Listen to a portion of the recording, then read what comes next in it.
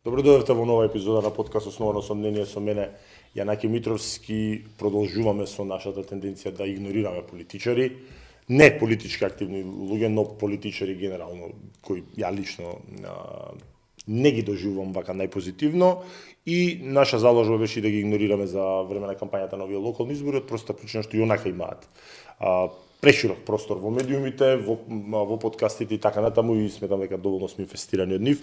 Затоа гледаме да викаме луѓе од кои што чуеме нешто паметно, и ќе гледаат да не лажат, така да исклучително корисен човек, ако можам така да се изразам, имаме вечерва како гостин и велиме добро вечер за доктор Ненад Лазаров, са некоја титула ако ти утнеме, нели таму примариус. Не ги сосема доволно. Тоа би било специјалист гинеколог. Да. Специјалист гинеколог. За субспецијализација си млад, претпоставувам, или како те рад? Да, апсолутно, меѓутоа тоа е врзано и со години стаж работен како минимум што треба. Има време. Колку е минимум за да идеш на субспецијализација? Мислам 3 години. Добро. Кој годиште? Можел да почнам со тоа, ама рано е доволно. Кој годиште? Јас сум 84-та. А 80, ја мислам дека си малку постар од мене. Не, 84. Меѓутоа добар си, значи добре. Да, прав си, се уште е рано. Една од главните причини за кои што одлучивме да те повикаме, односно ја одлучив да те повикам, ми е твојата вокалност и активност.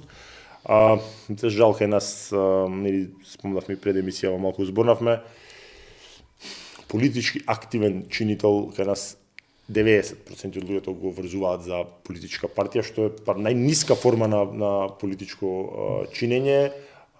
За мене нормално ако не си партија, не знаеш дека треба да бидеш амеба, и мене ми се допаѓа многу лично што редовно си го искажуваш своето мислење, без разлика дали со тоа се согласувам или не. Ти донело ли проблем твојата гласност на, да речеме, на социјалните мрежи? Многу пати. Ја се малце подипломатски. Не, зашто да зборувам Клесија. Прво, ја би сакал да е гледано, ја редовно те гледам и треба да е динамично. Ја стварно ќе се потрудам да не умре емисија. Подипломатски дека ќе влезеш многу пати. Сега ме чепкаат периодов зашто сум влегол на ГАК, што е државна институција. Чекај се тоа остани, ја после ќе си дам тоа да си остава ќе ги запишано ми. Не, само во контекст на прашањето. Ја на пример, притисок ти стварно немам проблем да си кажам што мислам, особено секоја државна забравате, да разбереш. Значи, навистина е многу, ја имав голем проблем. На пример, имав среќа во животов да работам за собственици на две приватни болници, кои што немаа проблем со моето гласно мислење. Неретко има јавувања за моите постави. Искрен да бидам, никогаш ни едниот ни другиот човек не си дозволиле да ми искоментираат било што. Заради тоа што јас бев тој истиот и претходни, Втора работа е навистина се трудам да има маргина некоја на некоја базична култура. Знам да бидам вулгарен. Не дека не, многу пати eti за тоа сега као зашо на Скопски, па ние премиер имавме години да струмички збореше. Сега јас зашо на Скопски, ја да зборам на Велешки. Јасно. Не сваќам. Не гледам потреба, јас сум горд на дијалектов, ние една шака Скопјани ни останавме. Ја ни зашо не би зборел на. Ама и дијалектите се убави на јазикот, не. Така да, значи али едно да ти кажам, можев многу повеќе животов до сега, зашто точно знам колку тежам, можев секаде да бидам, и по партии и по све, али ова што е ваква можност моја да си изглупирам дури на одредени моменти со личен став, што многумина би го преќутеле, стварно ми е бесценета. Тука се согласувам со тебе, зашто знаеш како еден од колегите ме праша, колешка беше судијка и ме праша дали би бил некојаш судија или адвокат. Мојот одговор беше во Македонија конкретно никогаш, затоа што таа слобода која што носи адвокатурата и јас да можам да не бидам вулгарен што да јадам нели гураби, како што велиш ти е бесценета. Прилично си активен на повеќе полиња и баш затоа тоа го доведувам во корелација со нели претходно кажаното дека политички активизам е најниско вреднуван, барем во мои очи и во очи на било кој нормален човек во партија. Под активизам сте многу активни со вашава и претходно и пред да биде официјална платформа, јас подолго време те имам на социјални мрежи, бевте многу активни во собирање на средства за жал во Македонија, да. Значи има милион состојби. Кога е почната платформата Екрауд? Дај малце са поопширно за тоа. Прво, многу ти фала на приликата. многу малку не викнале до сега да го спомнеме ово, а сите го знаат веќе. Што е жално. Жално е, не знам зошто, никак и спомнав еднаш награда дека не сме добиле, па ме обвинува сега плачеш. Не. Дозволи што ќе те прекинам, чувам мислата. Знаеш како? За жал. И тоа е, сега дали публиката тоа го сака, дали дел од медиумите, порталите, дали е така системот формулиран да тоа се форсира. Значи, имав една дискусија со еден новинар кој што ми е пријател и се он така вели, ја, неки тука беше гостин, вика, да издадам сега фалусот да си го ставам тука на маса, тоа ќе има 300.000 прегледи. Ама додам нешто паметно да кажам, ќе има 3.000 прегледи. Мислам, тоа е кај нас за жал малце и дали сме ние поприемчиви на глупости, дали ние наметнато малце. Се и ти си нели лекар, сигурно сте учели, не си специјалист психијатрија, като и сугестивно малку се прави. Тривијата си привлекува внимание, така повеќе се кажи. Колку така е по-лајт причата и разговорот или па да е контроверзен. Нели? Значи Фалусот или контроверза, крв, тоа сакаат луѓето. Така На жалост, таа е психологијата сега. Тоа не е само во Македонија. Не, точно, да. Джери Спрингер шоу, кога уште немаш интернет, кога немаш интернет, да. Јако нека има шоу програма, ма не може само шоу програма. Така, нема збор. Знаеш, тука треба и сериозна дискусија. Гледај, прво, За катастрофална потребата да постои играот. Нема збор. Второ, се соочивме со низа на не знам какви предизвици, али генерално ова почна од ковид кризата.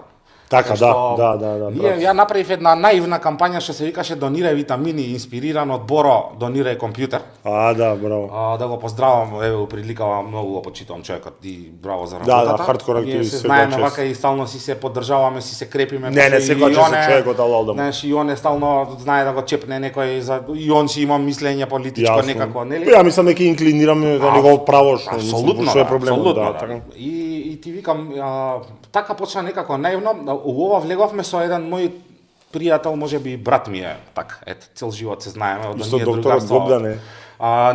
Он беше дел од таа почетна екипа, апсолутно. Е, уште меѓутоа сршта е на идејата е на Љупчо Петковски, он е долгогодишен активист у невладин сектор. Он у принцип, он не освести дека треба тоа што е наша влијателност, моја у случајот, да го канализираме. Ја имав понуди за илјадници евра реклами за сапуни бактерицидни да снимам, за лекови сум добил реклама понуди, за све и свашта.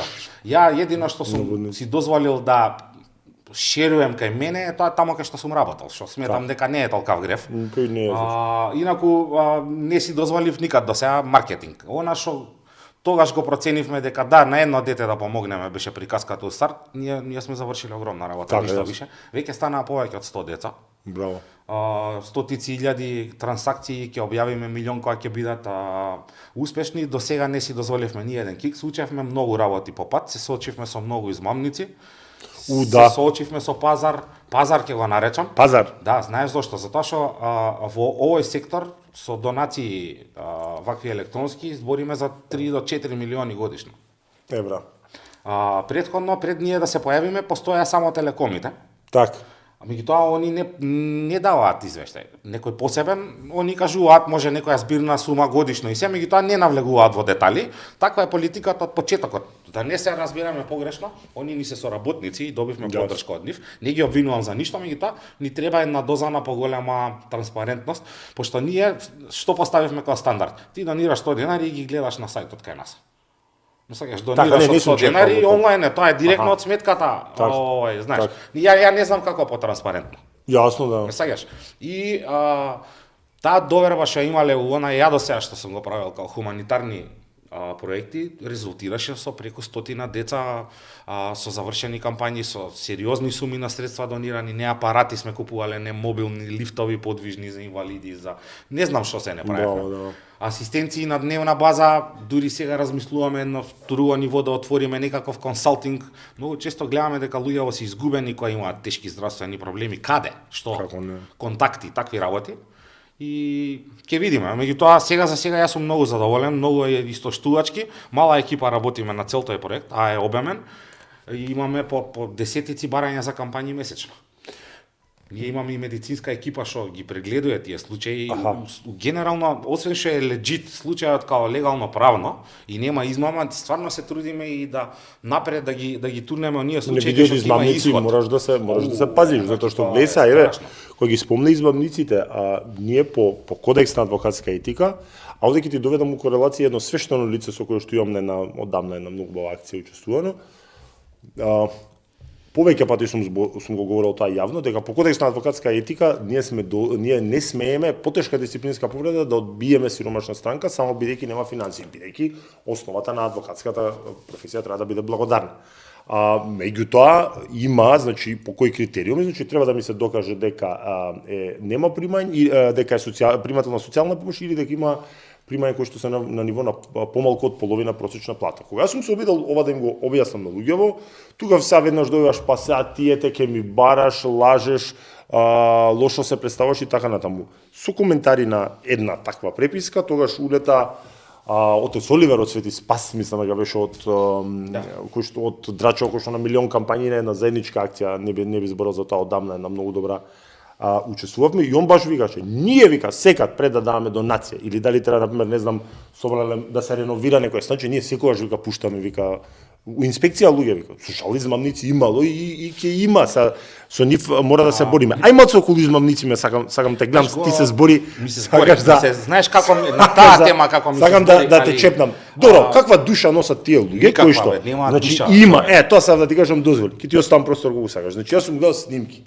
вадат слики од па сега и со ова и со Ејајов, тоа е значи жив ужас, значи прават многу срцепарателни овакво слики, повици, лажат, мамат имаше еден пар доста бе активни мажи и жени, но знаеш како, штетата која што прават е огромна. Утре некој 3 пати ќе се помисли пред да донира, сака да донира баш поради вакви гадови. Сега глед, точно од оваа последна твоја реченица, ако 10 пати сум помислил, 9 пати не сум искоментирал. Тоа што приметувам и гледаме, ние аналитика работиме сериозна статистика по играот. Значи ја на крај стварно би сакал овој мој другар Љупчо да се излезе со, знаеш, ние ноу-хау направивме ненормален јанаки. Пошто нема многу примери на медицински и краудфандинг збориме у светот сме, нема многу. Зашто GoFundMe е нешто општо. Тамо може се, тамо не постои филтер. Значи ние имаме и од филтер до асистенција у лекување. Значи глеј, низ еден пример ќе ти кажам. Се јавува мајката, плаче. Бара средства за апарат за детето кое што е на асистирана вентилација. Значи не може да живее детето без тој апарат.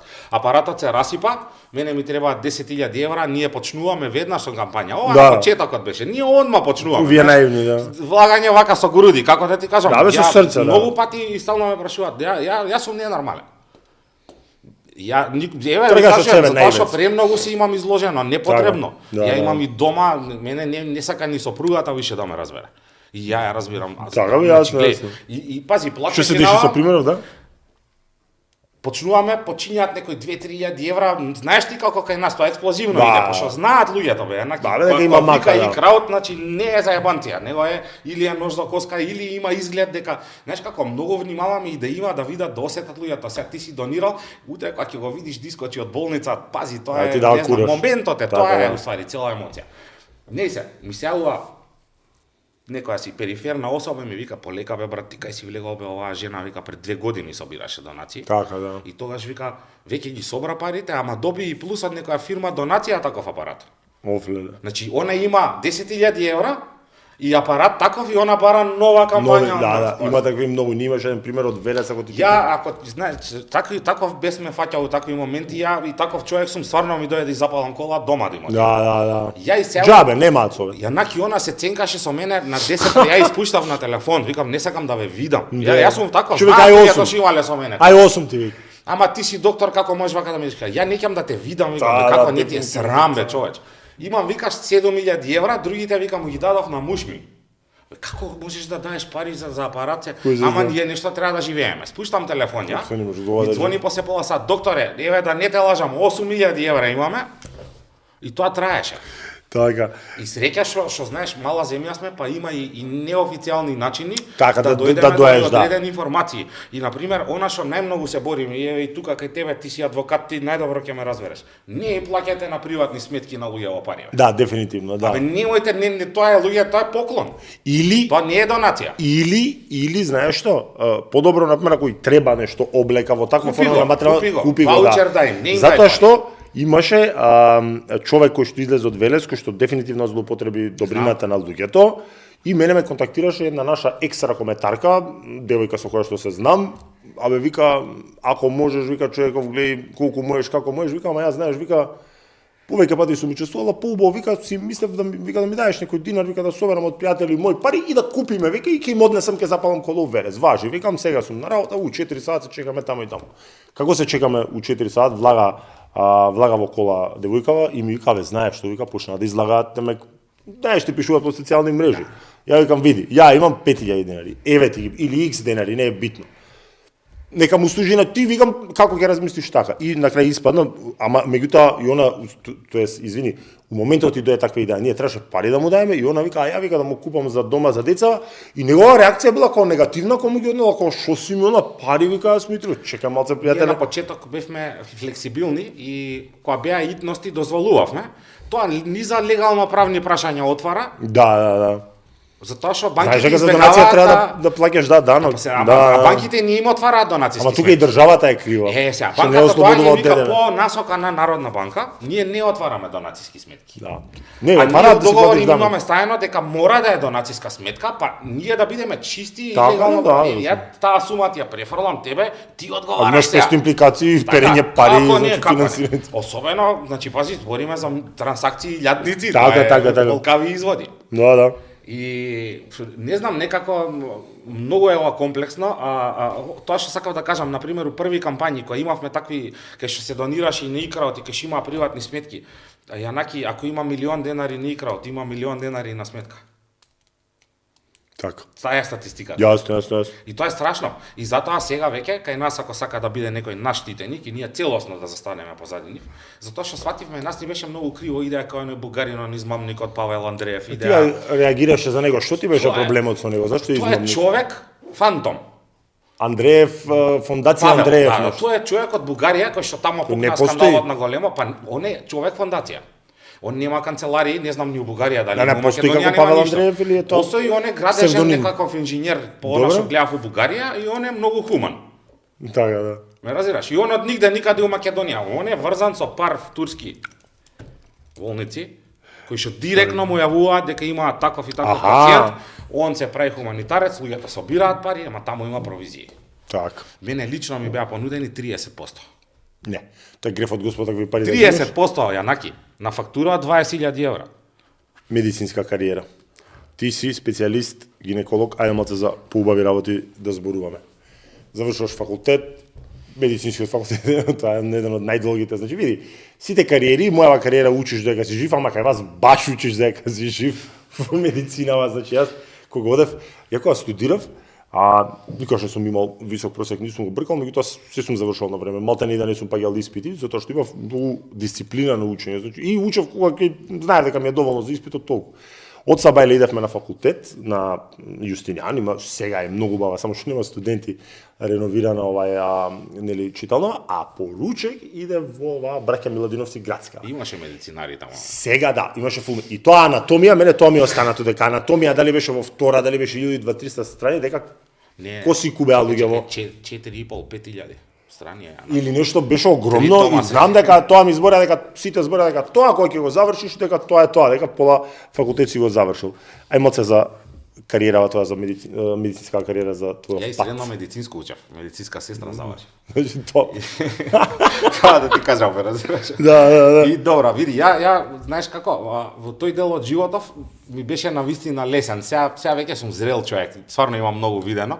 Ако не сум стар човек, ама зрел човек. Јасно. Професијата ми е таква. Значи ми умреа луѓе на раце, што не видов до сега, знаеш како? Тоа и глуп те прави, туп те прави за емоции. Така, отрпнеш. Тоа е голема штета, по принцип, али видам луѓе тоа не го разбираат. Кога мене на пример се треба викам мене ми ова секојдневие, викам се. Не можам да плачам со сите пациенти. Така? Не можам ни да се радувам со сите побудалиш. И што сакав да кажам? Сакав да кажам дека ми беше лесно затоа што знаев што сакам во животот. Така. Си знаев кај сум и за што сум и фала му на Господ што сме одржава што има некој пост-југословенски образовен систем кај што имав шанси да влезам. Имав шанси, да речем во Америка е за дете од работничка фамилија како ја што потекнувам, Mission Impossible тоа, не знам. ниво на статистичка грешка. Во кој смисол? Па да завршиш медицина и да станеш уште и специјалист у Америка, прво ти пари огромни, а второ и не можеш. Таму е многу скапо образование. За тоа зборам, ти ако имаш пари не гледам, и тоа ја немав пари. $100,000 тека годишно таму за па, не знам, да, тие кредити до крај на живот ги плаќаат. Да, студент лоун до крај на живот ги. И така така си наработев доста. Така ме однесе некако. Ја у принцип морав, затоа што пак ќе кажам без бекграунд сум нити медицински, нити финансиски, да научам брзо шансите у животот да ги препознам. А постојат тие династии барем во медицина вака нас фамилиарни, значи до денес, така да. И морав брзо да учам од грешки и шансите да ги препознам и да ги користам. Имаш една, две, три шанси, толку се. Да. Така научив. И тете. Сега за сега сум задоволен, иако секој нареден ден што ја работава, не знам, се помалку среќа ми причинува животот. Можеби ми фали адреналино. Предизвиквале како криза на идентитет. Да, затоа што знаеш како сега кога сам си ставаш лимити, бариери, таван, плафон, може и не ти е толку криво, ама кога околински фактори се причина. А и си не е само околински фактори, и релативно ти си 84, јас сум јануар 86, сега полем 40 и како релативно млади имаме некој да не испадне дека сам себе си се протежирам, меѓутоа на релативно млади години кога ќе достигнеш некој повисоко ниво, после малку и предизвик фали. Кога завршуваш со специјализација? Како завршуваш? Чекај сега, патот како е? Значи завршуваш медицински и си општ лекар? Да, општа медицина. Ја тоа го работев добри 10 години. Аха, каде? Имам ординација, се уште работам. И затоа ќе те прашав, како се викаш? Медика Вера, и ќе си дозволам да ја рекламирам зашто не се наплаќа ништо. Ќе ја рекламираме, само ќе дојдеме до неја, прво кажи ми работиш ПЗУ 10 години. Да, 10 и повеќе. И повеќе. Медицина општа и семена. Каде специјализираш? Дело тоа време и паралелно и специјализација терав на екологија. Јас завршив 21-ва енаки. Така. У јакото ковидот. Па ја види што се мене тиче, јас максимално го одложив тоа крајно полагање на специјалистички. И ова да си го кажам пошто ќе гледаат од оние ботоине. Па особено и од колеги. Да, многу сакам ама знаеш како во Охрид викаат втиква. Ја на пример сум дете на полицаец и секретарка. Знаеш ли што беа за мене?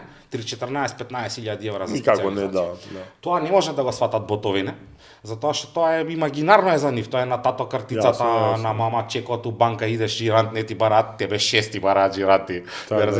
Значи, ја добив рок од медицински факултет дека до 31.12 морам да завршам, иначе ми пропаѓа специјализација. А као на крај има испит проблем ми беше пари што немав.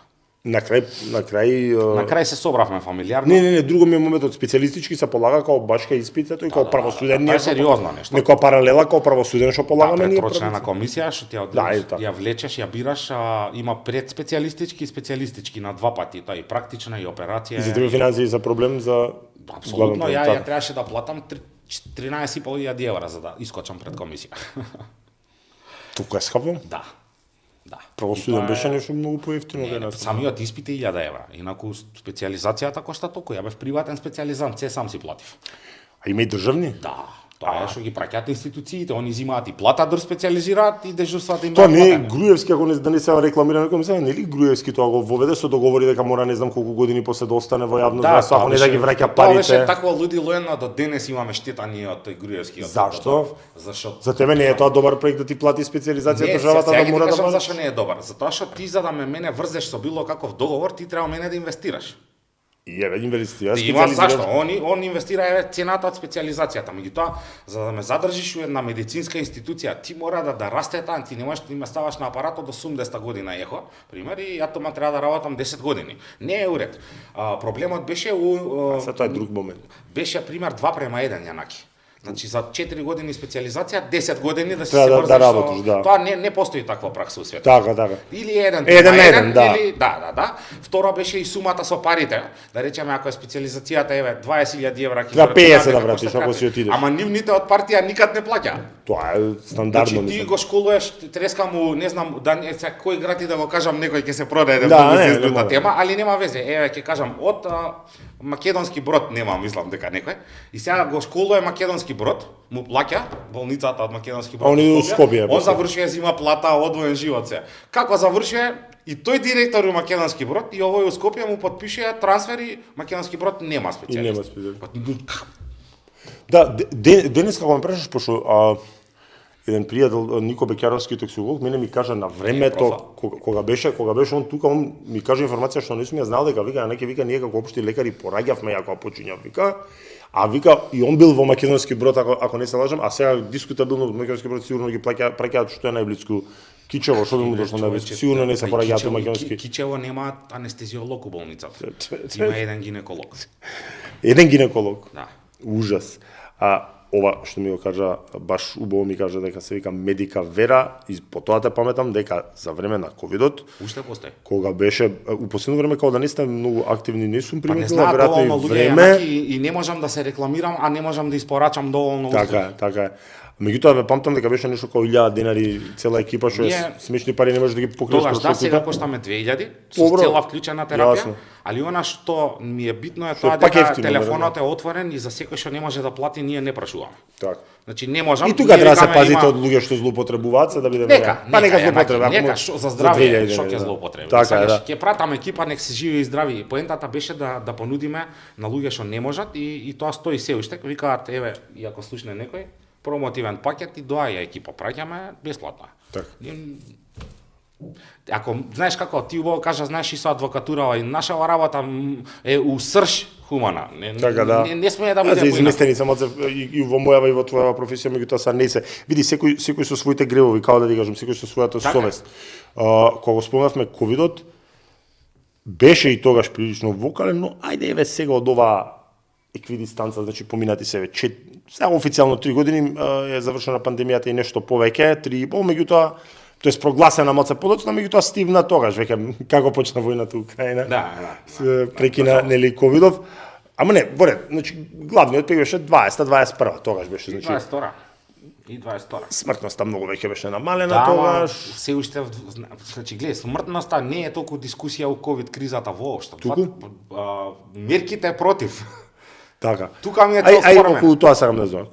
Многу како види, и не можеш секогаш, не можеме многу теории на заговор се многу конспирации се појавија тоаш, но и знаеш како и не можеш сена да препишеш на тоа дека некој сака да не убие, туку види факти дека е непознаница за нас. Факти дека не само за нас и за многу земји во светот беше непознаница, има на пример не знам кафеани да работат до 10, после 10 некои такви. Цела људска глупост искочи на површина. Така, баш така. Значи многу исклучително лоши мерки. Тоа на такви фолклорни мерки гледај. Кога се каже. Где ти не знам колку памтиш, ја ги плюкав на дневна база таа комисија за заразни болести. Што тоа беше, значи искача колегата поштован и му виси маската.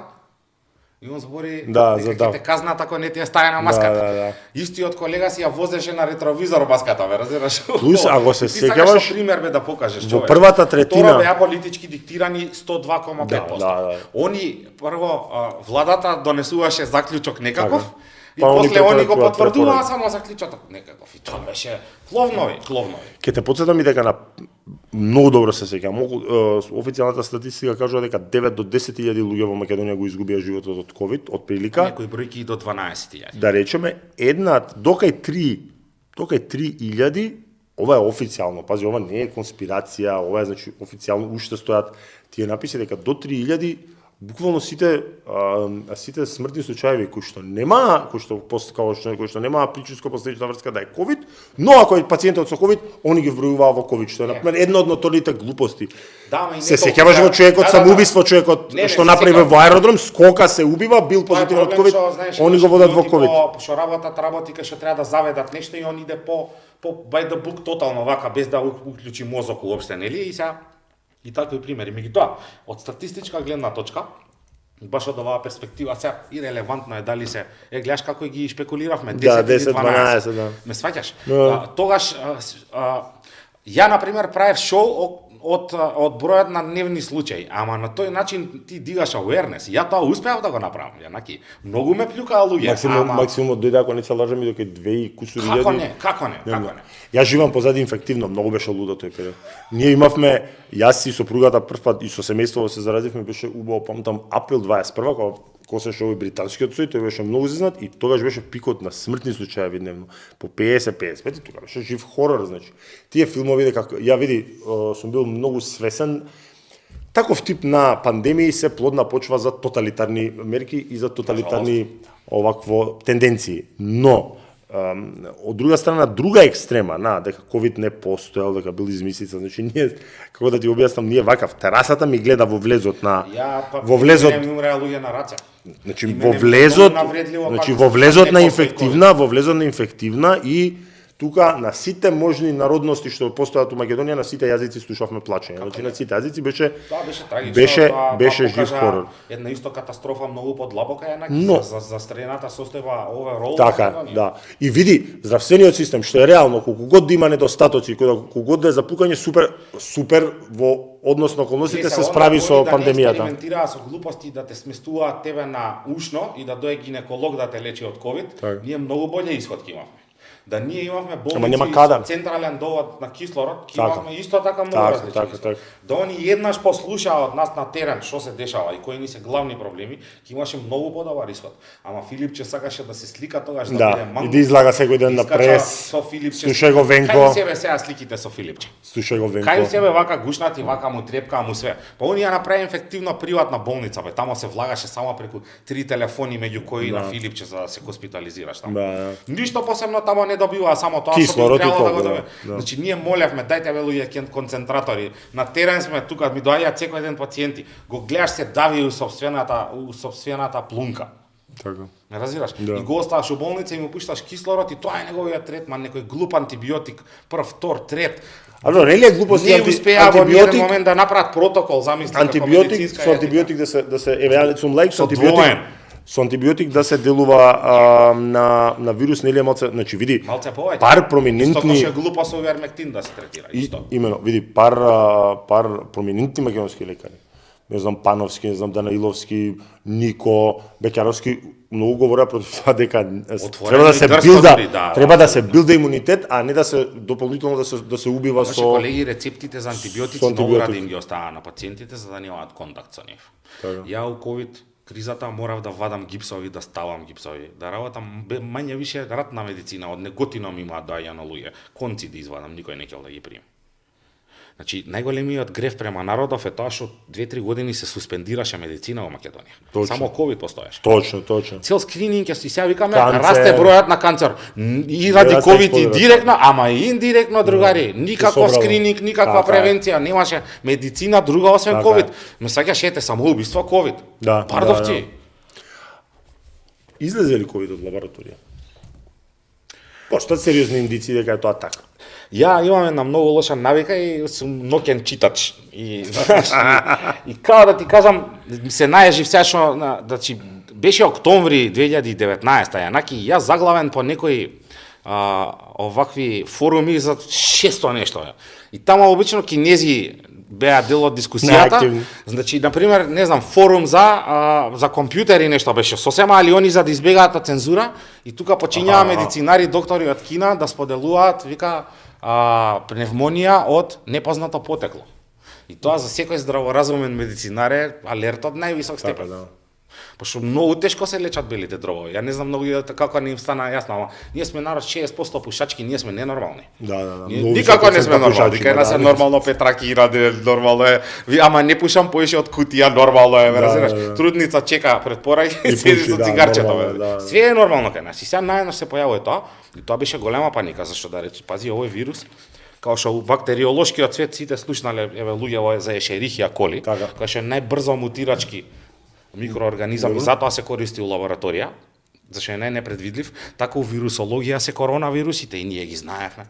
Па и не постојат од тоа. Апсолутно не. И сега затоа за мене е нонсенс ова, не постои. Него најнаш се појави елиен што огромен процент од генетскиот код е нов. Најнаш. И најнаш стана пренослив од човек на човек. Дека искочи од лабораторија, мој личен став е многу веројатно дека е така. Меѓутоа стално кога ме прашува, ја викав и што ни менува нас од каде е. Ние во моментот требаше се справиме со тоа. Постоеше ли тенденција тогаш да има општа цензура на луѓе кои што сакаат да бидат разум? Лук Монтенје е човек кој што го пронашол ХИВ вирусот, а кој што и Нобеловец, а кој што беше буквално исмеван прв авторитет што излезе и кажа уште на почетокот март кога пукна ковидот дека човекот почина нели вечна му слава, дека се работи за модифициран вирус во лабораторија и тогаш беше прво цензуриран, второ исмеван на сите. Случајно ли е тоа? Не, апсолутно не. Мој став се кажа. Што е став? Што е позадината? Тоталитарни тенденции, бизнис, комбинација, све заедно. Знаеш што, корона и Вуханската лабораторија, после видовме сега и со факти дека е joint project на Кина и Америка. Така, да. Тука е тоа многу луѓе го знаат. Точно тука е проблемот. А они се претпуцаваат кој е. Иначе во спротивно ако беше строго кинеско чудо. Американци веќе го да. Многу беше чудно зашо Америка, да, као од Кина е, па не е China virus, да. Ама дикат до крај. И сега веќе гледаме зашто, затоа што биле дебело финансирани тие истражувања. И ти видели бе човече, они успеа да ја уништат Светска здравствена организација. Да, дефинитивно. Да, тоа беше со изгубен кредибилитет и претходно, меѓутоа ако они Тедрос успеат така да го седнат ускут за онакви флагрантни глупости да се случуваат, па они не убедуваат дека не е airborne месец дена. Дека не е дека не се шири, па дека се пренесува човек, па дека не се пренесува, па треба да се носат маски, па не треба да се пренесуваш маски, па треба да носиш маски. Нидже везе. Па како беше едно време истиот човек господин што го спомна и Светската здравствена организација тврдеа нешто што не мора ни да си лекар да го знаеш, него на југословенска едукација си го учел за имунитетот прележан и вакцинален. Дека вакциналниот е посилен од прележно што мене вака ми е прилична глупост. Да завршиме темава за ковид, морам да те прашам, а гледам дека те провоцираат, да речеме, на социјални мрежи, дали си партиски активен, инклинираш член на, не знам, некоја... Инклинирам апсолутно и отворено секогаш. Јас сум десничар. Добро. Секад сум. И те сакав да те прашам ВМРО, да поминаме веќе кога го спомна. Не, десничар сум, ја не сум член на ВМРО, да поминаме. Така. Добро. Нити на ниједна друга партија. Добро. На тој статус планирам да останам и понатака. Јанаки 15 години ме кандидираат. Те од ВМРО, биполарен е малку, многу повеќе би требало, триполарен, петполарен. На крај ништо од тоа не се случи. Она што е факт е дека никогаш не сум бил на државна функција, никогаш не сум бил ни кандидат за државна функција. Прв пат од државава земав 2-3 плати на гинекологија кај што сум вработен, и ако тоа е греф, а сум доктор специјалист кој и работел во приватни болници. Кој што е дефицитарно кај нас. Да, апсолутно 150 гинеколози има што се вика. Онда треба да земам, бројката не е екзактна, далеко од тоа, меѓутоа малце сме на вистина. Да си зимам за зло не наоѓам намера, секад ќе бидеме предмет на критика, меѓутоа ја на пример еве конкретно многу внимавам со моето пишување за време на избори циклуси наназад. Се стишувам тогаш, али од дно на душа не можам да ги поднесам лагите на Филипче. Еве, цело време со име со презиме зборам. Да, лично бев инволвиран и гледав со какво неболие на полов орган се реши кризата. Не само кризата, сите лаги, ние правиме протести јанаки против него, ја собирам цела фела, која не тепаа уште тогаш, сега веќе се сменет и малце работите. Се собира цела фела, чекај, имаше протести за стоп против насилство врз лекари, имаше случај.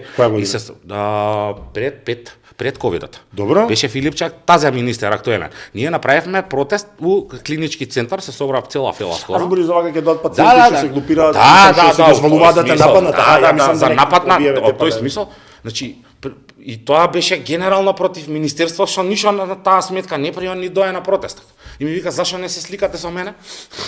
Како бе, друже, да се сликам со тебе? Јас се бранев со 10 души да не се сликам со тебе. Зашо телта ти беше да се сликам со тебе. Тоа беше можеби еден од, пак ќе кажам, мојата лична, дали сум ја симпатизер или инклиниран контра или про, и релевантна, зашто ја навистина се трудам објективноста да си ја задржам, особено за она што ми е професија, тоа е медицина, здравје и такви работи. И не сакам, и не мора никој со мене да се согласи, ја дали го сакам Филипче или Заев, или Груевски го неќам, или сите ги неќам, плюс минус. Еве ти кажам најотворено, зашто го делам ставот за тебе. Генерално за да бидеш политичар, нешто треба да има патолошко у твојот карактер, у старт нели има латински поговор ќе вика само заради тоа што сака да биде, не треба да го изберат. Зашо ја еве на пример не разбрав, платите се мизерни у политика. Зашто стануваат политичари? Ние имавме пример на наш политичар кој што беше и претходно во времето на Љупчо Предичар. Или овој Петар Богоевски што го арендаш. Ја ти се дивам, ама нема да му се спушти. Не би требало да му се 159 души, ја и ти да застанеме сега на улицава. Не, глед. ќе се потпишат на бел лист. Знам, но за волја на вистината да го појаснам тоа. Јас сакам само дозволи ми од кој аспект. Гледаш вете нике народ бе човече. Така, да, и се будеш. Шо ти е зошо глувиш кловн, човече, никаков репер, не си на никого ти. Само си предмет на исмевање и сега, знаеш, интересно е, ама после не е интересно. Го гледаш таквите луѓе со цел живот се на позиција. Ама види тој човек конкретно цел живот е на он бизнис правил, бизнис ја правил. Гледај сега ти обяснам за волја на вистината ова. Кога збориме за 159 гласови, фере да кажам, сега ја го користам тоа за да го зафркавам. Добре, нека се 1590. Не се 1000, не се. Они имаат вака се. Македонски концепт настапува во коалиција со ВМРО ДПМН, но во општина Дебарца настапува самостолно. И освојува 159 гласови, кои, пази сега, во таа општина се 5% од гласови се каде е заеботит за фраканцијата. На парламентарни избори, за да добиеш државно финансирање, доволно треба да освоиш 1% од гласови, што не е, чекај, што не е толку лесно, затоа што са на парламентарни обично и повисока излезноста. Чекај, треба да имаш 14, 13, 15 гласови. Добро. На локални избори доволно е да освоиш 1% во било која општина од Македонија и партии како Македонски концепт, Демократски сојуз, на пример, Павле Трајанов има една независна листа во општина Конче и таму освојува 8% од општина Конче и Македонски концепт, Демократски сојуз и останати паразитски партии и сателити ќе добијат од овие избори по 90.000 евра со 159 Никад гласа. не разбрав зашо се трпи тоа. Тоа као мир куќа ли е? Види, таков тип на мали политичари се потребни секогаш за да речеме, конкретниот лик е потребен за да кажува работи кои што можеби Па има милион такви што никој не ги ни бара, а они го прават тоа на дневна база.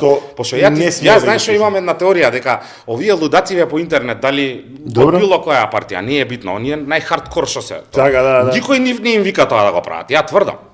Да, дефинитивно, да. Значи никој не им рекол ботцентри, големите партии имаат ботцентри. Абе, да, ама пази, добре, ти си гледаш господја од 70 години со две вучиња сликана и мора крв. Да. Не битно од кој, не битно, исто е тоа. Никој не ги тера тоа. Никој. Или исто никој не кој бе ги седнал ли некој овие директори што биле све у партија не изгледаат така со станоци, валјда кради бе брат, не му вика. Не или не работи ништо, не знам, не разбирам ја, стварно не разбирам. Своевремено на сликите забележав на отварање на тогашниот Скопски огранок, мислам дека беше уште во позиција на ВМРО ДПМН, сегашниот председател на АНБ, мислам дека беше тоа се уште председател, мој познаник. Тоа би го објаснил како одиш на лична основа да направиш постапање. Апсолутно на лична основа, отидов тогаш. Во тој момент председател на огранок. Бојан. Да, Бојан. Бојан ми е пријател долги години. Многу добар дечко. Долги години. Неговата сопруга е моја исто драга другарка и пријателка од факултет. Има медицинско лице? Да, докторка. Не сум знал. И мене Бојан ме покани и повторно кога би ме поканил пак ќе отидам. Јас имам другари и од СДС, никој не ме поканил, да ме поканил ќе сум отишол. Да, слободно, немам проблем ја да поддржам поединец у тој момент кој што мојата поддршка му значела, мене тоа ми импонираше. Јас за Бојан имам мислење дека е многу чесен човек, ја го знам цел живот како таков, секогаш он може да докаже спротивно, нели било кој, меѓутоа пак ќе кажам и да се политика валка на работа. Ја пази, знаеш како, ја не знам зашто политика е валка на работа. Да, апсолутно. Али што толку да се криеме бе ние, бе се знаеме бе многу мали градов и овако, не можам СДС да бидам јанаки никогаш. Од повеќе причини, јас сум дете од транзиција. Моите родители имале борба за екзистенција од тие луѓе. Ја у старт не можам да бидам. Денешните деца тоа не може да го разберат, да знаеш. Моите деца на ниво на подсмев го прават кога јас едно од работите кои што она ме збеснува дома, така е, да се живи здрав, затоа што јас една од работите кои ме збеснуваат дома е не јадам ова. Не јадам леќа, не јадам грашек, не јадам граф, не јадам. Јас обидам на моите деца да им влијам со муабетот дека треба да бидат среќни што имаат јадење и да јадат тоа што има на маса, затоа што и се обидам да испример да им покажам дека кога ние сме растеле во 90-тите, за мене деликатес било баба ми која ми направила леп шеќер и кој попрскаш со вода. И оние што тоа не го доживеале, а ти што велиш ние влечеме трауми од детството, они знаеш како тоа го представуваат. Еве сега кажи дека леп шеќер и вода сте јаделе да ме кај. Ама така беше, тоа е вистината. Два деликатеса има, леп шеќер и вода или леп свинска мас и буковец, ама мене свинска мас не ми се свигаше и затоа не знам како да ти кажам, ја имам држава остана без работа, тоа беше лудиво. Не знам како да го немам соодветен термин, ако ми текне ќе ти го кажам. Меѓутоа од друга страна у студентски денови, тоа се средношколски, имав краток излет у ВМРО. тогаш Унија на млади сили нешто. Така. Јас сум еден од ретките што ја вратил членската. Така. Која година е тоа? 2008. Тоа баш они кога зимаат залет. Тогаш да. бато, кога дојде ред Владко Ѓорчев да каже за абортус. Да прозиваш. Да, ама многу сакам бе човече. Знаеш зашо? Зашо ја сум човек што ја можам да застанам. Јас него сум пораснал. Еве нека каже дека лажам. Еве буирум нека. Значи они си дозволија да диктираат нешто што има за нив нешто странотел. Баби излегува. Знаеш како пошто они вадат баш ти што ја бев многу против тоа. Аха, они се сега. Ја немам во Америка десницата е против абортус, значи сега и ние сме. Второ еве ќе ти кажам, тогаш се соочив со голем проблем, ја имав амбиција тогаш за студентски лидер. Ја тогаш џит добив. Дека тоа дечко тамо без партија не се оди. Дефинитивно. Тоа ми беше јасно гласно кажано, за мене го сменија статутот на Сојуз на студенти на Универзитет Кирил и Методи. Среќа Ненад Лазаров што не напиша. Они стаја дека не може да биде некој што е на медицински факултет. Зашто дема како студираш поише од 4 години не може да се. А мене ми е факултетот 6 години. Сакаш кој нонсенс беше? Да. И тука веќе ми стана јасни многу работи дека друже мој тука ништо не се прави уствари, него се брка некој личен и до ден денес е да така остана ако им го трнеш партиското CV останува име и презиме.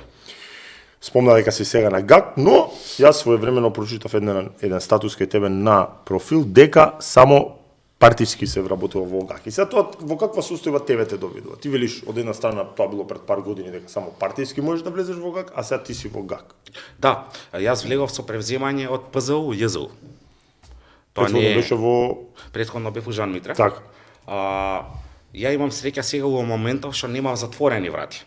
Инаку сите апсолутно легално правни услови, а и по способност мислам дека припаѓа. Тоа секогаш е така, се мора да биеш реален, се ја ги исполнувам условите. Ја не сум тамо едини што влегол, тамо се вработуваат ностоп, тоа е динамична организација луѓе. Добро. Ја не негирам уопште дека имам сега сум имал можност и сум се вработил у таа клиника кај што сум сакал да работам. Сега во моментов избегав од премногу работни сати у приватно. Така. А иначе исто така можеме и да спомнеме дека претходно 7 години мене целосно ми биле тие врати затворени. Така. Нели бита исто причава и тоа. У партија не сум кажав јавно нема проблем. Не целта се чекуша да ти правите напаѓава. Не, нема проблем тоа. Јас еве пати кажувам. Ти си го пишал, не го пишал некој друг.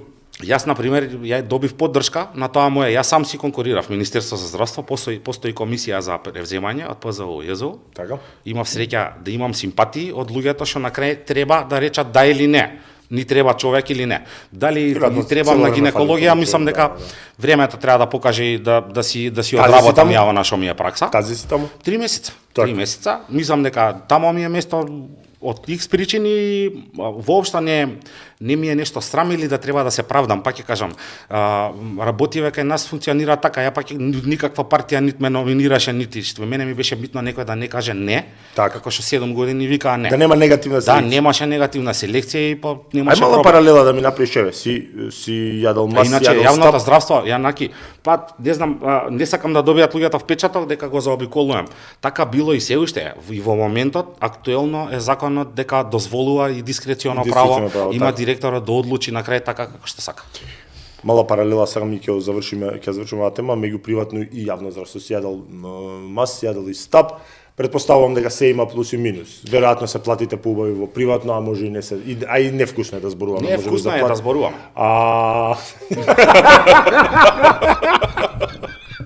Не бе зашо да не збориме, не се додека не навлезам во оние делови од деловни договори. Носе долги еве работни сати, тоа сигурно предпоставувам, мада гледај се едно нешто ти кажам. Ги плаќаат ли барем кај нас приватњаци екстра са тој? Кратко одговори ми се што имам тоа. Што е срамота. Јас на пример гледам моје работи никогаш да не работам. Знаеш како е кај нас вика ти добиваш добра плата. Од 40 часа, но ако има потреба, еве утре има потреба да се ангажира или не знам друг ден, тоа секогаш се плаќа. Што е приватното здравство, тоа се вика праиш пари ти генерира. Приватно здравство се вика финансиска индикација, у смисол чекај. Па не, ја гледај. Вака, учим, ајде, ја имам прилика да видам да користам фори. Не знам дали свет дел и не смеам. Па и тоа што не смееш. Али она што смеам. Значи постои плата во приватно здравство и децол. Генерално има додатоци као ноќни смени и дежурства у наша афела, тоа се плаќа, оке. Меѓутоа оние екстра сати, тоа е сива зона кај нас. Зашто пример се дешава ќе почне да раѓа жена утрото и вечерта ти не можеш да станеш јанаки да сидиш. Не можеш да сидиш. Иако знаеш дека нема да те платат тебе. Тоа и приватно и секаде. Она што е различно е дека платите на специјалистите се драстично различни у јавно и приватно здравство. Средниот персонал повисоки, меѓутоа веќе не, да. Меѓутоа веќе не ни приближно толку Као порано. дискрепанцата како што беше. Затоа почнуваат да пропаѓаат приватни болници во Македонија.